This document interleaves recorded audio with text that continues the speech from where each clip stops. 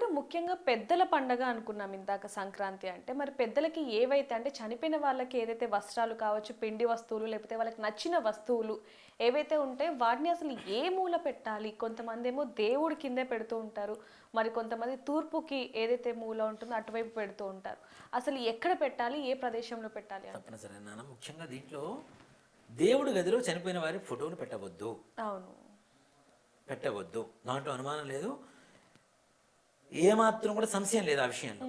కాబట్టి ఎక్కడ పెట్టాలి? పితృదేవతల ఫోటోలు ఇంట్లో ఆగ్నేయ మూల, అంటే వంటగదిలో పెట్టమని కాదు, అవును. హాలులో ఉండేటువంటి ఆగ్నేయంలో పెట్టాలి. తప్పనిసరిగా ఆగ్నేయంలో పెట్టి వాటికి కింద పీట వేసి కానీ ఏదైనా వేసి పెట్టాలి, ఏం వేయకుండా పెట్టకూడదు.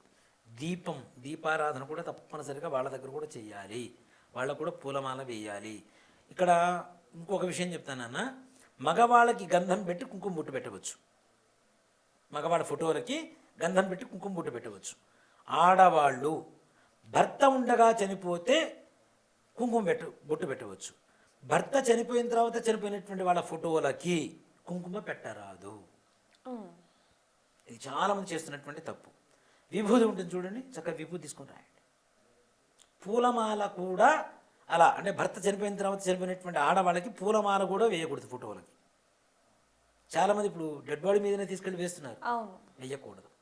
అక్కడ తులసి మాల మాత్రమే వేయాలి. అవును గురుగారు. అంతేగాని పూలమాలలు వేయకూడదు. వాళ్ళు పూర్వ సువాసినులు కదా, సువాసినిగా చనిపోలేదు కదా. సో కాబట్టి వాళ్ళ ఫోటోకి బొట్టు పెట్టడం కానీ పూలదండలు వేయడం కానీ నిషేధం. దాంట్లో ఏమాత్రం సంశయం లేదు.